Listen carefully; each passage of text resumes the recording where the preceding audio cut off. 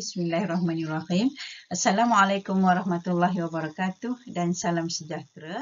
Saya Nur Ain binti Ali daripada Politeknik Jabatan Kejuruteraan Awam Politeknik Kuching Sarawak akan membentangkan kajian yang bertajuk Jejak Karbon di Bangunan Staf Politeknik Kuching Sarawak.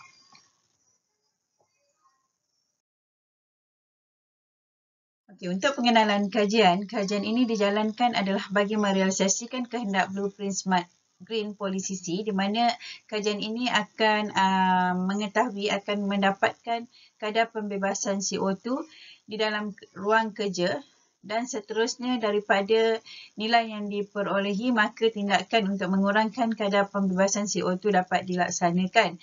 Jadi secara tidak langsung, tindakan yang diambil membolehkan Politeknik Kuching Sarawak ke arah persekitaran hijau yang mampan. Okey, untuk kajian ini terdapat 3 objektif utama, iaitu mengenal pasti aras kecerahan, mengukur tahap keselesaan terma dan seterusnya menilai tahap pembebasan karbon yang terhasil daripada lampu dan komputer di ruang kerja Jabatan Kejuruteraan Awam Politeknik Kuching Sarawak.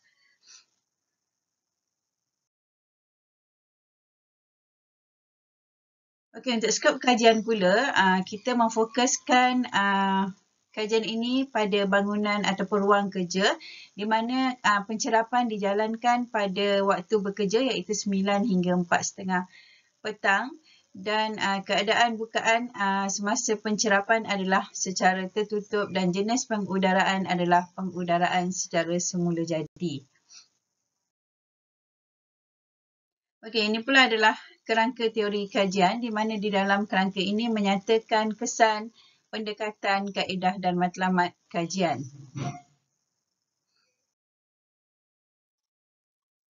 Okey, yang ini adalah saya akan membentangkan mengenai kaedah pencerapan.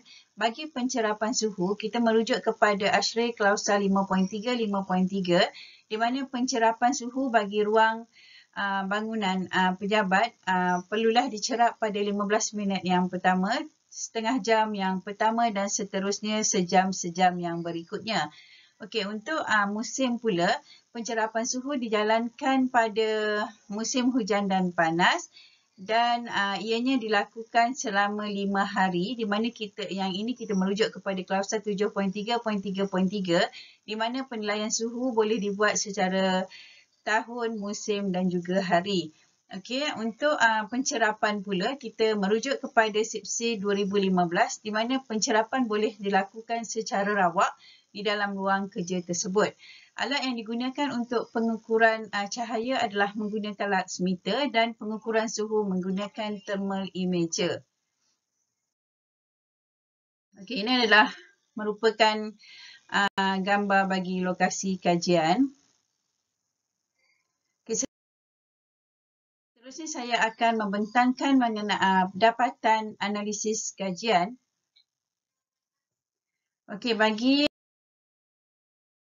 analisis kajian yang pertama iaitu pengukuran aras kecerahan lampu di dalam ruang kerja Jabatan Kejuruteraan Awam Politeknik Kuching Sarawak.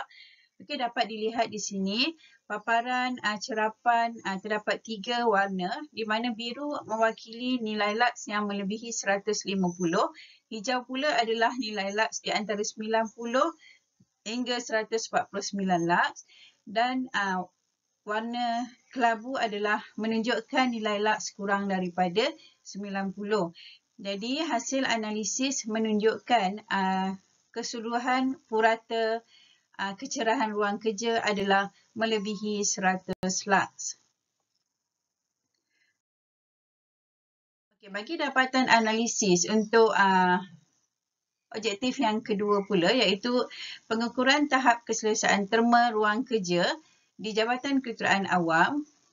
Di paparan dapat dilihat nilai cerapan suhu yang telah dibuat. Maka di sini purata suhu yang diperolehi adalah 37.3% dan purata peratus kelembapan relatif adalah 73%. Jadi kita menggunakan jadual penentuan indeks ketidakselesaan George Minterling, di mana hasil dapatan telah menunjukkan bahawa ruang kerja berada pada zon merah dan ini dikenal pasti sebagai zon yang amat tidak selesa dan boleh memberi kesan kesihatan kepada penghuni ataupun pekerja di ruang tersebut. Okey, seterusnya untuk analisis yang ketiga iaitu pengiraan tahap pembebasan karbon bagi ruang tersebut. Jadi kita mengambil kira lampu dan juga komputer yang terdapat pada ruang kerja. Jumlah keseluruhan kilowatt hour untuk setahun adalah 27,847.68. Jadi di sini nilai ini kita akan ambil kira untuk menjalankan pengiraan pembebasan karbon yang terhasil. Maka nilai CO2 yang terhasil bagi ruang kerja Jabatan Kejuratan Awam adalah sebanyak 16.043 tan setahun. Okey, seterusnya kesimpulan yang dapat dibuat bagi objektif yang pertama. Kesimpulan yang dapat dibuat adalah ruang kerja Jabatan Kejuratan Awam adalah mempunyai tahap kecerahan yang memenuhi piawaian SIPSI dan juga ASHRAE di mana nilai lux purata adalah melebihi 100 lux pada aras meja kerja. Bagi kesimpulan yang kedua pula, tahap keselesaan termal berada pada suhu yang amat tidak selesa berdasarkan kepada SIPSI di mana nilai suhu yang kita perolehi adalah 37.3 dan berada pada zon merah dan ini perlulah dilakukan satu penambahbaikan bagi membolehkan penghuni ataupun staf berada dalam keadaan selesa.